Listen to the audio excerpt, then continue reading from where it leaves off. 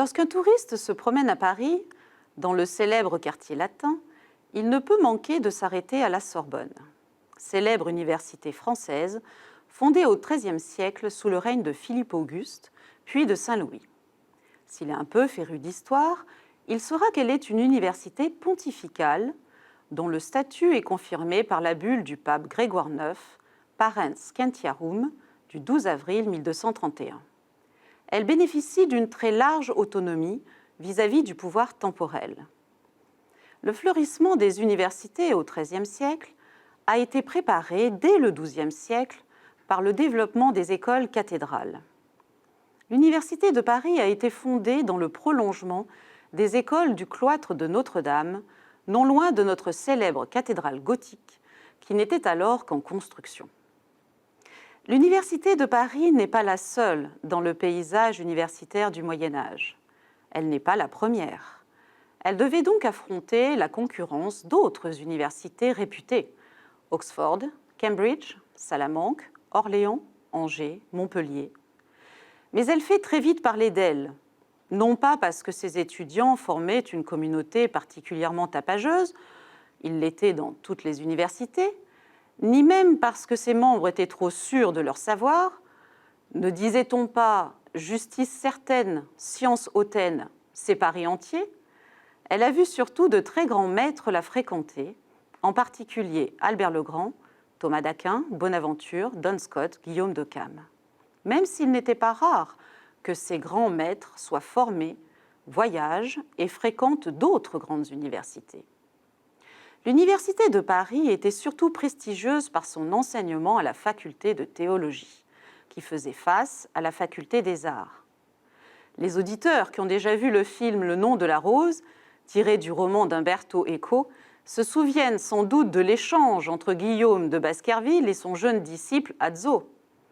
Donc, vous n'avez pas qu'une seule réponse à vos questions ? Azzo, si tel était le cas, j'enseignerais la théologie à Paris. Le cursus à la faculté des arts est modelé selon la célèbre partition entre les sciences du trivium et du quadrivium, qui trouve son origine dans l'organisation du savoir dans le milieu néoplatonicien grec et latin, repris par le néoplatonisme arabe et la philosophie latine au XIIe siècle.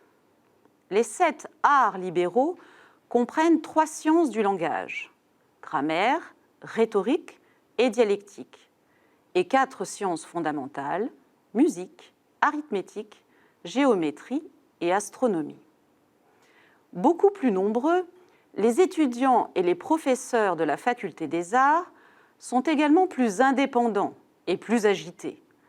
Dans les premières décennies du XIIIe siècle, ils quittent l'île de la Cité pour la rue du Fouarre, origine du quartier latin. Une autre spécificité de l'Université de Paris tient dans les querelles et grèves, déjà, qui ont émaillé son développement. La querelle des mendiants opposait les ordres dits mendiants, dominicains et franciscains, aux maîtres séculiers. À l'origine, une grande grève de 2 ans, en 1229, contre le chancelier de Paris, peu soutenue par les ordres mendiants. Les maîtres séculiers de la faculté de théologie s'inquiètent de l'influence grandissante de grands maîtres mendiants, Alexandre de Halès, puis Albert le Grand, Bonaventure et Thomas d'Aquin.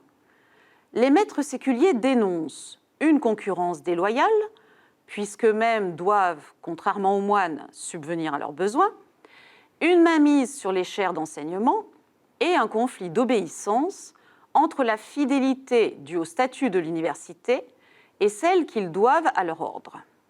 La querelle s'envenime en 1253, lorsque les mendiants refusent le nouveau serment exigé par l'université. En 1255, le pape met fin au conflit en renforçant la liberté d'enseignement des mendiants.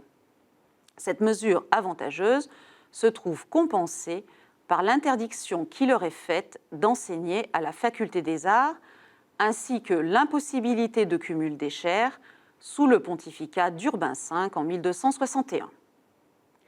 Une seconde querelle aboutit à la condamnation d'un certain nombre de thèses soutenues par des maîtres de la faculté des arts, en particulier Siger de Brabant et Boès de Dacy, tout d'abord en 1270, puis sous la forme d'un décret de 219 articles en 1277 par l'évêque de Paris, Étienne Tempier. L'entrée progressive de la philosophie d'Aristote à l'Université de Paris, préparée par une vague de traductions latines de ses œuvres majeures, s'était accompagnée d'un ensemble de commentaires et d'écrits de philosophie arabe, Averroès et Avicenne notamment. Albert le Grand a joué un rôle majeur dans l'acculturation de ses écrits en produisant un système complexe qui synthétisait l'apport philosophique grec et arabe avec les éléments de philosophie augustinienne et dionysienne.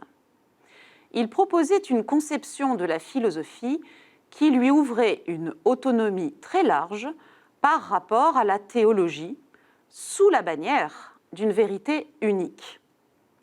Mais les maîtres de la faculté des arts s'étaient engagés dans une voie fermement plus avéroïste et avicénienne qui menaçait certaines vérités de foi. La condamnation de la faculté des arts a eu ceci de regrettable qu'elle a conduit à réduire la distinction foi et raison à une opposition entre théologie et philosophie. La culture universitaire au Moyen Âge a contribué à poursuivre le questionnement du rapport de la foi et de la rationalité. Elle a été le creuset d'une acculturation qui avait déjà commencé dans les mondes chrétiens et arabes moyen-orientaux. Notons pour conclure que le rapport foi et raison ne peut s'articuler dans un cadre binaire. Il faut que la culture, entendue au sens large, se fasse le lieu de l'incarnation de ce dialogue.